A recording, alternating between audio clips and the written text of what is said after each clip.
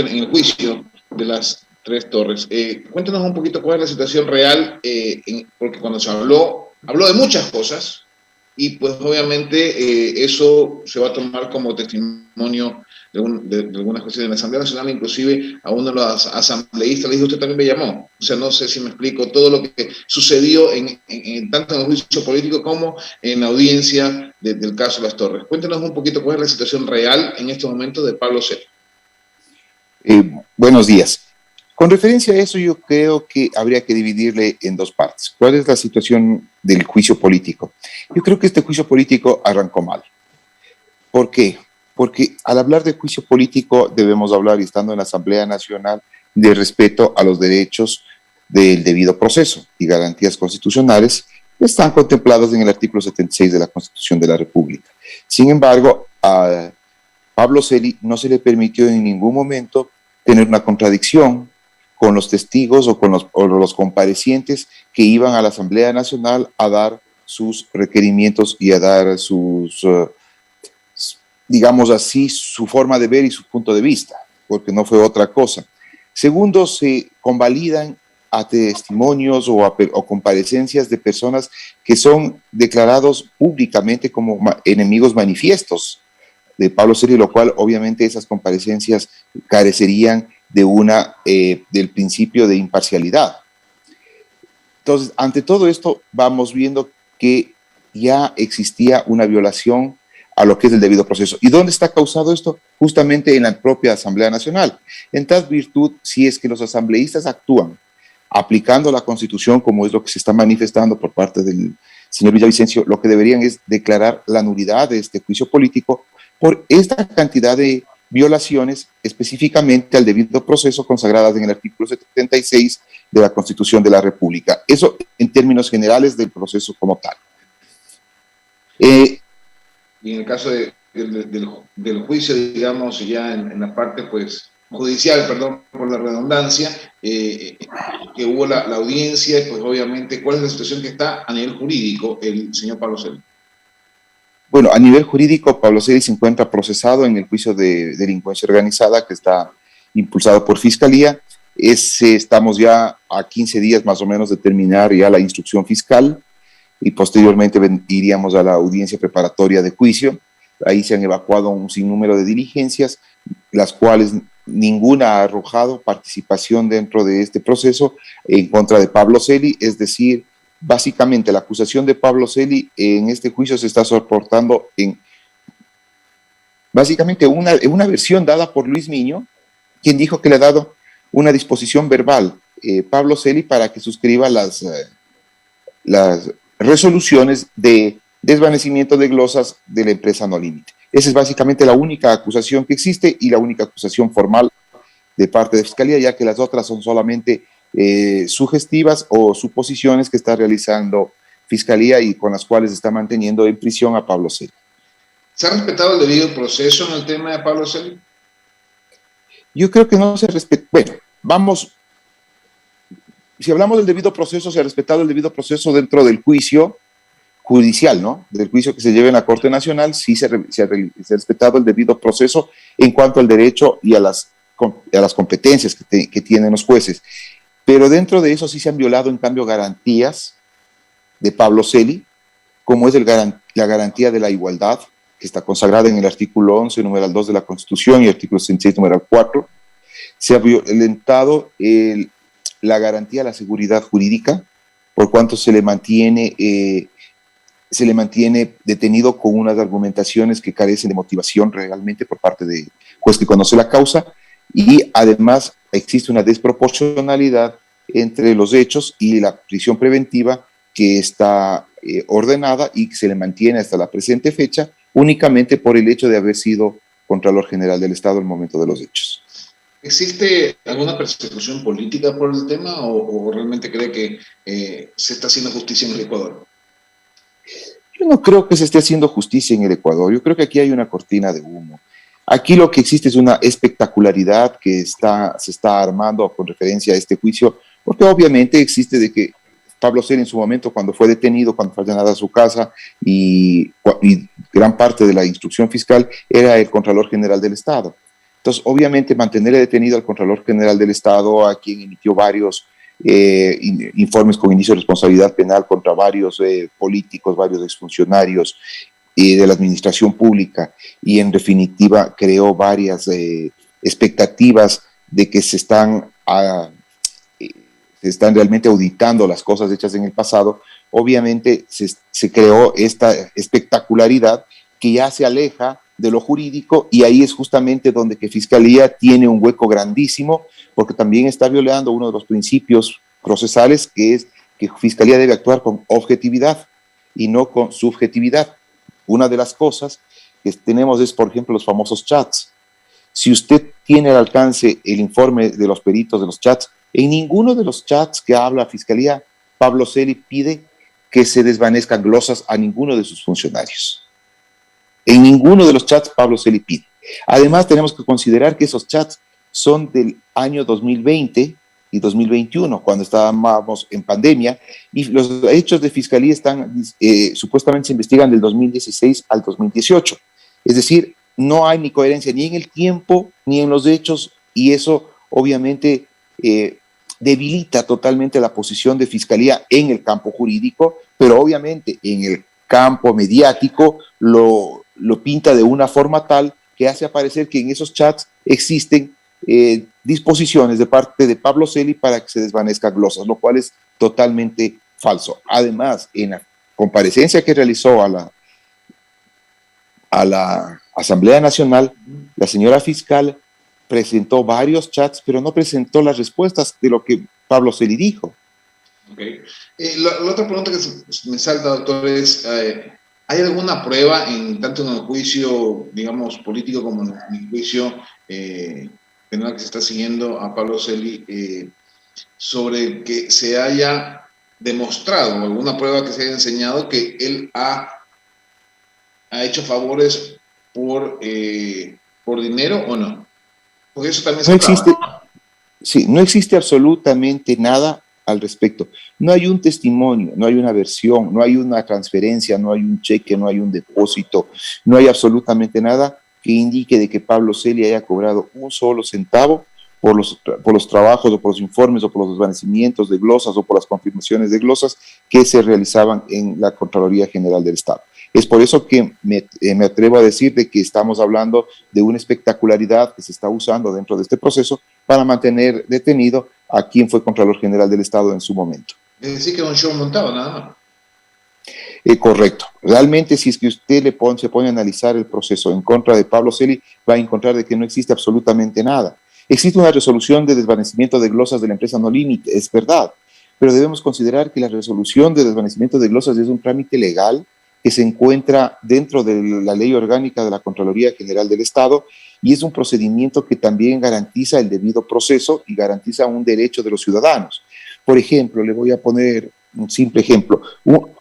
Contraloría ordena una auditoría en una institución pública donde que de pronto el funcionario público dejó de serlo. Y al dejar de serlo, de pronto no tiene la posibilidad de presentar durante el tiempo que se demora del examen de Contraloría los descargos respectivos. El equipo de Contraloría realiza su trabajo, emite el informe, manda a la dirección de predeterminaciones, observa y remite unas glosas.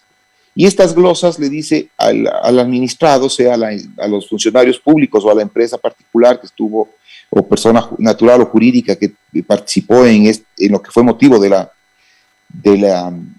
estudio de auditoría, que presenten los descargos, y dependiendo del tipo de responsabilidad que hayan encontrado, le dan 30 o 60 días. En esos 30 o 60 días, el funcionario al que me estoy refiriendo puede ya haber conseguido los documentos de descargo de lo que se le está acusando. La empresa particular o la persona natural puede haber ya ubicado los documentos que quería para justificar por qué tal pago, por qué tal obra, por qué tal trabajo adicional, porque vienen órdenes, de pronto no se consiguen las órdenes, se traspapela. Usted sabe que en la administración pública los archivos no son precisamente son muy ordenados. Entonces, ahí es cuando tienen la oportunidad de presentar los descargos, y en base a estos descargos el departamento de la Dirección Nacional de Responsabilidades de la Contraloría General puede confirmar la glosa si considera de que los descargos no son suficientes o desvanecer la glosa si los contratos, si los descargos son suficientes. Es decir, es una garantía que tienen los ciudadanos, que tiene todo el país, las instituciones públicas, las instituciones privadas, para poder ejercer su derecho a la defensa y así evitar de que se cometan ilegalidades por parte de la Contraloría. No, Caso contrario. Así es, doctor. O sea, ese es un procedimiento que existe en la ley, sobre todo para los funcionarios públicos que tienen que tener la responsabilidad en un momento dado y son, digamos, auditados por la Contraloría General del Estado. Pero se me viene una pregunta a la mente, ¿no? En este caso, ¿qué motivación jurídica tiene la fiscal general? O sea, ¿quién hace la denuncia para el procedimiento de tomarlo preso o prevención preventiva a Pablo Celi? ¿Y cuál es la motivación jurídica que hace que esto se mueva realmente y quién lo denuncia? Porque la verdad es que hasta ese momento no he llegado a establecer quién es que está atrás o quién es quien motiva en un momento dado la acción de la fiscalía. ¿O es por oficio? Bueno, esta instrucción fiscal arranca de oficio. Es una investigación previa que ha venido desde el año 2018, si no me equivoco.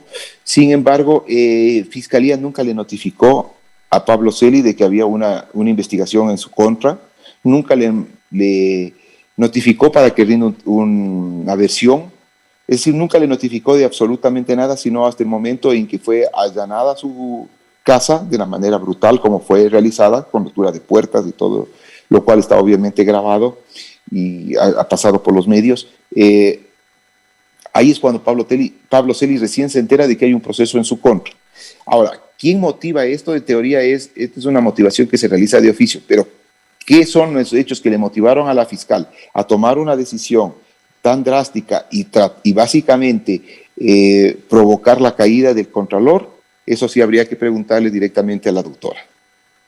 Dios mío santo. Pero bueno, doctor, y finalmente, ¿cómo se encuentra la salud y cómo está Pablo Celi en casa? Bueno, Pablo Celi está mejorando de su estado de salud.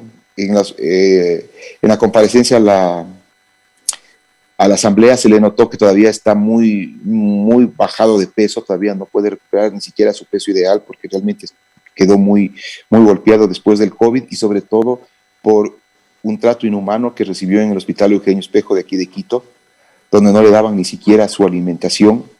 Entonces realmente fue muy, muy, muy tenaz el tema, fue una tortura que él vivió los días que estuvo en el hospital, a tal punto que pedía a gritos regresar a la cárcel. Ya se puede imaginar cuál es la situación que vivió en el Hospital Eugenio Espejo y cuando regresó a la cárcel se sintió tranquilo porque ya pensó que se sentía tranquilo porque ya dijo, ya por lo menos aquí me van a dar de comer. Lo que no estaba sucediendo en el Hospital Eugenio Espejo y por lo menos aquí voy a tener acceso a medicina, porque tampoco le estaban dando medicina en el Hospital Eugenio Espejo, a no ser la primera vez que le pusieron oxígeno y de ahí le daban un ibuprofeno a las 4 de la mañana, de acuerdo a lo que él mismo relata. Entonces no recibió realmente un tema, pero ya está bastante bien.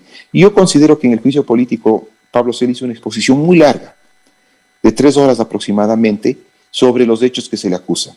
Tan clara fue la exposición que los asambleístas opositores o asambleístas que manejaban el juicio político y los asambleístas que forman parte de la Comisión de Fiscalización realmente no tuvieron elementos para preguntarles sobre hechos que estaban dentro de lo que era el juicio político y se dedicaron a hacer preguntas relacionadas a otras cosas. Y eran tan distraídos los señores legisladores que realizaban la misma pregunta 4 o 5 veces. Es decir, ni siquiera escuchaban lo que el uno preguntaba y volvían a preguntar lo mismo. Ya se le contestaba y volvían a contestar lo mismo.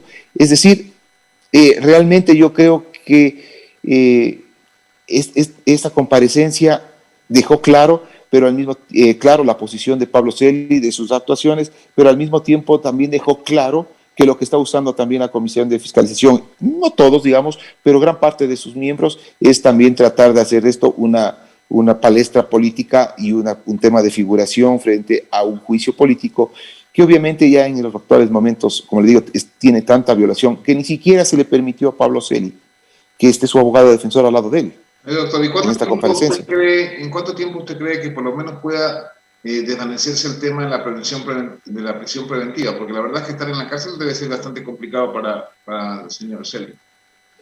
Mire, nosotros vamos a solicitar una nueva audiencia de revocatoria de la prisión preventiva porque se desvanecieron los temas que motivaron la misma. Lo que motivó la prisión preventiva en la primera ocasión fue de que él era Contralor General del Estado y que por lo tanto podía entorpecer el proceso, es decir, el peligro procesal, que él podía fugarse y que por eso fue a las embajadas de Estados Unidos y a la embajada de España a buscar visas, lo cual está, en el primer caso que era Contralor ya no es Contralor, desde hace más o menos un mes que él presentó su renuncia. En el segundo caso existe la certificación de la embajada de España de que nunca ha pedido visa, y del tema de Estados Unidos, de que se trataba de un viaje oficial que debía realizar a la ciudad de Washington para tener varias reuniones con organismos internacionales. La tercera, del tema del señor Luis Miño, que es una versión, pero al respecto existieron 12 o 15 versiones de funcionarios de la Contraloría y exfuncionarios que básicamente dejaron en el piso la versión de Luis Miño, y la cuarta, que era básicamente el hecho de haber desvanecido las glosas, y en tal sentido, si se desvanecieron todas y que sean que eso es ilegal cuando se demostró dentro del proceso que todo esto es legal y que está dentro de un marco de la ley y que hay un debido proceso y que no ha habido hasta el momento ninguna resolución judicial o administrativa que diga de que el desvanecimiento de esas losas fueron ilegales. Entonces, el acto administrativo goza de una presunción de legalidad que no ha sido demostrada.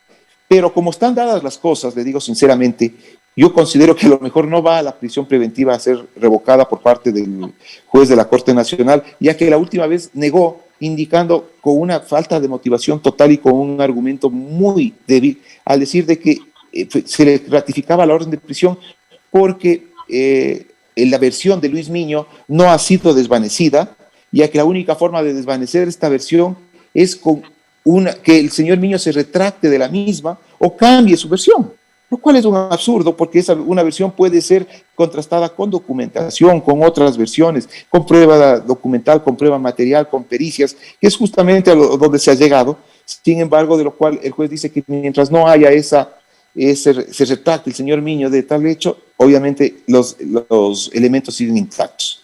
Pero entonces puede ser que esto dure 3 años y él en la cárcel, ¿o no? Como van las cosas y como se están dando las cosas en el campo judicial, tenga la seguridad de que a lo mejor Pablo Celi no recupere su libertad, y lo más grave de todo es que lo juzguen de una manera mediática, de una manera pública, porque ya en medios lo han juzgado, en las redes sociales lo han juzgado, y obviamente no es nada difícil de que ese juzgamiento que está realizándose a nivel público y por parte de Fiscalía, que ya le ha acusado, pero 1 y 1000 veces de los hechos de manera pública, a lo mejor se traslade directamente a los jueces y ya solamente nosotros vamos a asistir a las diferentes diligencias y audiencias de juicio únicamente para cumplir un supuesto proceso cuando ya las cosas están dadas. Esa es la percepción que tiene Pablo Celi y esa es la percepción también de la defensa por la forma como se está manejando el proceso en sí. Es mi mamá allá de que Pablo Celi no es que esté defendiendo ni nada parecido, pero es un ciudadano ecuatoriano que se debe presumir inocencia hasta que se compruebe lo contrario. Pero realmente aquí en el Ecuador las cosas se manejan de una forma que da hasta terror en un momento dado ser funcionario público, porque puede ser parte de un complot que probablemente lo tengan en la cárcel sin necesidad de estar en la cárcel durante mucho tiempo y hasta ser juzgado de esa forma. Entonces, creo que existen caminos internacionales para cuando se da o se agotan las instancias locales. ¿Ustedes están pensando en eso? Sí, efectivamente, estamos pensando ya agotar todos los recursos nacionales, y una vez de que agotemos esto vamos a plantear el tema internacional, porque realmente la prisión preventiva en los términos y en la forma como se dictó y cómo se mantiene, realmente sí violan las garantías constitucionales y las garantías establecidas en los derechos de los ciudadanos que están consagrados en varios organismos internacionales, en varios tratados internacionales de los cuales el Ecuador es suscriptor. Doctor, queremos agradecerle muchísimo por su tiempo, por la comparecencia aquí a este medio, y pues obviamente lo estaremos buscando en el futuro para seguir hablando de este tema, y esperemos que la justicia brille en el Ecuador, más allá de todas las posiciones estrictamente, digamos, de culpa o no culpa, ¿no? Más bien que la justicia brille. Muchísimas gracias. Muchas gracias a usted. Gracias, doctor. Que tenga excelente día. Lo vamos a seguir molestando. Un abrazo. Encantado, a las órdenes. Gracias. 7 de la mañana.